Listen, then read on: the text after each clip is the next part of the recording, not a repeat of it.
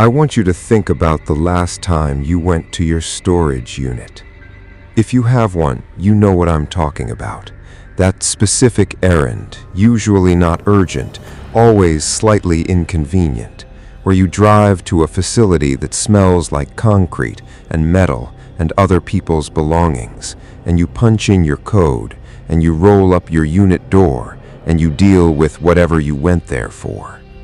And while you were doing that, there are other unit doors on either side of you, closed. You have never thought about what is on the other side of those doors. Neither had I. I have rented a storage unit at Safekeep Storage on Highway 70 outside of Nashville, Tennessee for about 2 years, a 10 by 10 unit in Building C. I go maybe once a month, sometimes less. Holiday decorations, furniture I cannot fit in my apartment, boxes from my mother's house that I am not ready to deal with, normal storage unit stuff, normal storage unit visits. The unit next to mine is number C14. My unit is C15. I had never thought about C14. I had never thought about who rented it or what was in it. It was just a door next to my door. Until a Thursday afternoon in October, when I arrived at the facility at around 4 p.m., and I heard something coming from inside C14 that changed the way I think about every storage unit I have ever walked past. This is what I heard, and this is what I found when I told the facility manager, and this is what the police found when they responded. Let me tell you about Safekeep Storage on Highway 70 before I tell you what happened there. It is a mid-size facility, maybe 200 units across 4 buildings, the standard mix of unit sizes, a keypad entry gate at the front, a manager's office just inside the gate that is staffed during business hours and closed at night. Like most storage facilities, it operates on a simple model.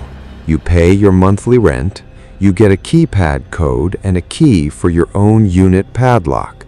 You can access the facility during access hours, in Safekeep's case, 6 a.m. to 10 p.m. You come and go within those hours. The facility has security cameras at the entrance gate and at each building entrance. The corridors themselves, the long indoor rows of unit doors, do not have cameras. This is standard for most storage facilities. The cameras document who enters and exits. What happens inside the corridors is not monitored. I did not know this until after what happened. I should have known it, but it had never occurred to me to ask. My unit, C15, is about 2/3 of the way down the Building C corridor. To get to it, I pass units C1 through C14. I roll up my door, get what I need or store what I am dropping off, roll the door back down, put my padlock on, and leave. The whole visit usually takes 10 minutes, sometimes less. On a Thursday in mid-October, I arrived at Safekeep at about 4 p.m. Still daylight outside, but the building corridor was lit only by the overhead fluorescents, that particular flat institutional light that makes everything look slightly too bright and slightly too pale at the same time. I punched in the building code, the door opened, and I walked down the corridor towards C15. I was about 10 feet from my unit when I heard something from behind the door of C14, a sound, and I stopped walking. The sound was not loud. It was quiet, actually, the kind of sound you would miss entirely if you were moving, if you had your keys in your hand, if your mind was on the thing you had come to retrieve. But I had slowed down because I was looking for my key, and in the moment of slowing down, I heard it. A cough, a single, brief, human cough, from behind the closed metal door of C-14. I stood very still in that corridor. I told myself immediately, automatically, that I had misheard, that the sound had come from outside the building, that someone in the corridor behind me had coughed, and the acoustics of the metal space had made it seem closer and more directional than it was. I stood still and I listened. Silence. I took a few more steps toward my unit. And then, indisputably, from directly behind the door of C-14, the sound of movement. Not furniture shifting, not boxes settling, the specific sound of a person moving carefully, the soft sound of deliberate stillness being abandoned for just a moment and then resumed. Someone was in that storage unit, and they knew I was in the corridor, and they were trying not to be heard. I did not get my things from C-15. I turned around, walked back down the corridor, went back through the building entrance, got in my car, and drove to the facility manager's office. The facility manager on duty that afternoon was a man named Phil. I want to describe this conversation carefully because Phil's reaction told me something important about how common this situation might be. I told him what I had heard, a cough from inside C-14, the sound of a person moving and then going still when I stopped in the corridor. Phil did not look surprised. He did not look the way a person looks when they are hearing something unexpected. He looked the way a person looks when they are hearing something they have thought about before. He said, "Which unit?" I said, "C-14. He said, "And you heard this today?" I said, "Yes, about 10 minutes ago." He picked up his radio. He said something into it I could not fully hear. Another staff member, I assumed. He put the radio down. He said, "I'm going to go check it. I'd ask you to wait here." I said, "Has this happened before?" He paused. He said, "It's something we're aware can happen." Something we're aware can happen. Not something that has never occurred to us, not something alarming and unprecedented. Something they were aware could happen. I sat in the manager's office and I looked at the security monitors behind Phil's desk. Entrance gate, Building A entrance, Building B entrance, Building C entrance, Building D entrance. 5 camera feeds, all showing entrances and exits. Not a single camera showing a corridor. Phil came back 12 minutes later. He came back with another staff member, a younger man, and his expression had changed from the careful professional neutral it had been when he left to something that was trying to stay professional but was not entirely succeeding. He said, "There's no one currently in the unit." I said, "But." He said, "There are some items in there that suggest that it appears the unit has been occupied, used as a living space." I said, "Occupied. Someone has been living in a storage unit." He said, "It appears so, yes." I asked him how long. He said he could not determine that without reviewing the access log for that unit. I asked about the tenant of C-14, who rented it, when they had last accessed it through the main gate. Phil said, and I could see him choosing his words carefully, that the access log for C-14 showed the unit had been accessed at the main gate 3 weeks ago. The last logged entry through the gate was 3 weeks prior. But someone had been in that unit much more recently than 3 weeks ago. I said, if they came in 3 weeks ago, how have they been getting in and out without using the gate? Phil did not answer that immediately. Then he said, "We're looking into that." I pressed him. He said, "There have been instances where individuals where the facility perimeter has been accessed through means other than the main gate. The perimeter fence. Someone had been coming and going over or through the perimeter fence, coming into the facility after hours, going into a storage unit, living there. I called the police from the manager's office. 2 officers arrived at Safekeep within 20 minutes. They went into C14 with Phil, and I waited in the manager's office. They were in there for about 15 minutes.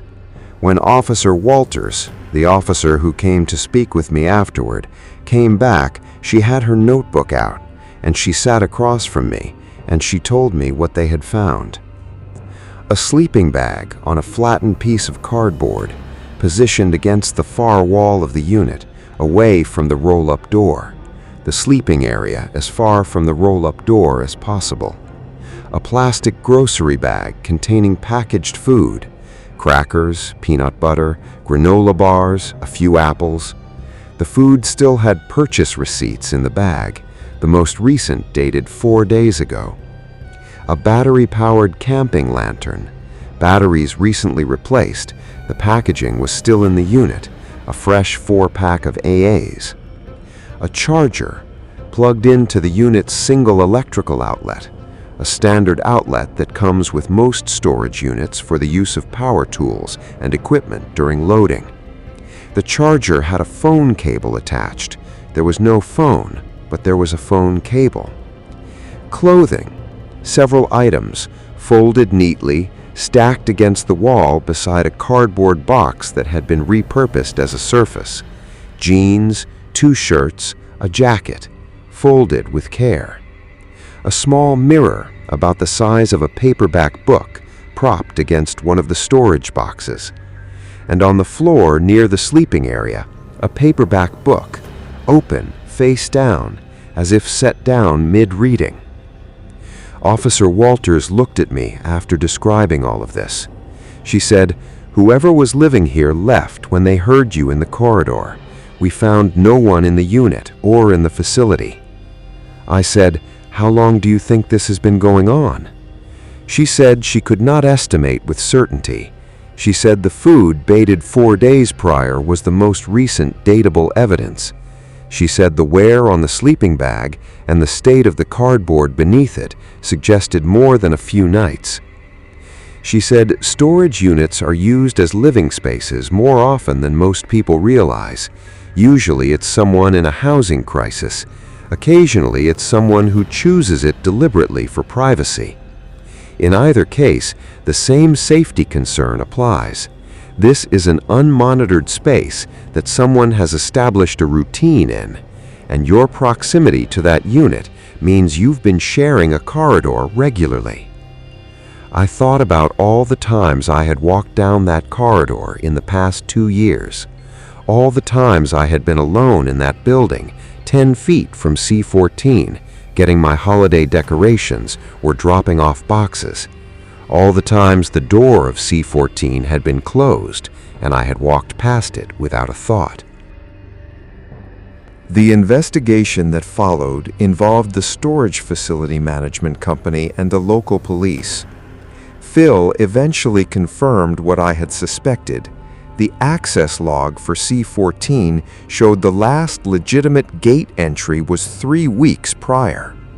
The person who had been using the unit as a living space had been entering and exiting through a section of the perimeter fence near the back of Building C that had a gap. Not dramatic, not a hole, but a section of chain link that had been worked loose at the bottom and could be pushed aside. The gap had existed, Phil acknowledged, for some time. The cameras at the building entrances would have shown anyone who entered through the main corridor doors. Someone using the fence gap and accessing the Building C emergency exit from the outside, which could be pushed open from the outside without triggering any alarm, would have been entirely invisible to the facility's security system. The person who rented C14 was identified and contacted. They confirmed they had not been to the unit in 3 weeks and had no knowledge of anyone using it. The tenant of C14 was not involved. The person who had been living there, police concluded from evidence including the items left behind, had been using the unit for approximately 3 to 4 weeks. 3 to 4 weeks in a 10 by 10 metal box, with a sleeping bag and a lantern and crackers and a book. They were never identified. I want to tell you what I changed after this, and then I want to tell you what I want you to know. I changed my padlock, not because mine had been compromised, it had not, but because I could not make myself not change it.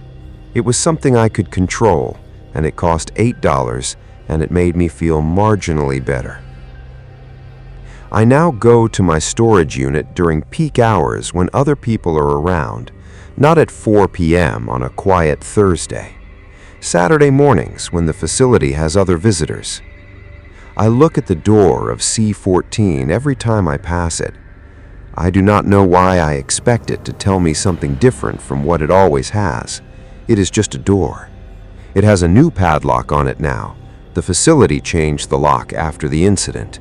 The new tenant, or the same tenant with new lock hardware, uses it normally as far as I know. But I look at it. And I want to tell you something about what happened to me in the weeks after this that I did not expect. It was not the storage unit that stayed with me. It was the cough. That one brief, human, involuntary cough that I almost missed. Because I think about that cough in the context of all the other times I had walked down that corridor. The times I had my keys in my hand. The times I was thinking about the thing I had come to get. The times I moved fast because I was in a hurry. All those times I would not have heard it. And the person in C14 would have known exactly when they could move, when I was there and when I was gone. My schedule, my patterns, how long my visits lasted. The cameras at the gate documented when the building code was entered. My visits were logged. Someone who was watching that log, and the building access logs are not private, they are visible to anyone with access to the facility office, could have known exactly when I was there, could have adjusted accordingly. I do not know if they did. I do not know what they wanted in the end. I know they had a book, and they had crackers and a mirror, and they slept on cardboard in a 10 by 10 box on a concrete floor. And I know that every time I walk down that corridor now, even with the new padlock, even on busy Saturday mornings, I listen. Before I get to my unit, I listen. And if you have a storage unit, next time you are there, before you put your key in your padlock, listen, just for a moment, to what is behind the door next to yours.